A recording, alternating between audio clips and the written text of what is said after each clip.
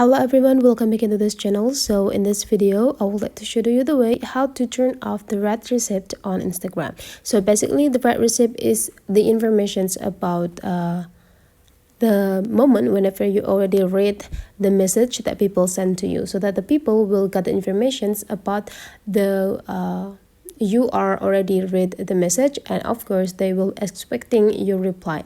So if you don't want people who send the message know that you have been seeing the message, you just need to turn off the red receipt.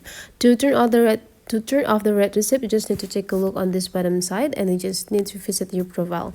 Now click these three straight lines and visit your setting and privacy.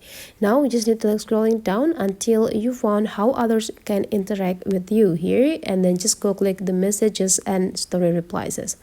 And right after that, you just need to click on the second box. There will be a who can see that you're online, and there will be two options, so activity status and show red receipts. So you just need to go click it. If you want to turn it off, just go click this button and you're done. So people who send you the message will never get the notification or information that you have been read the message.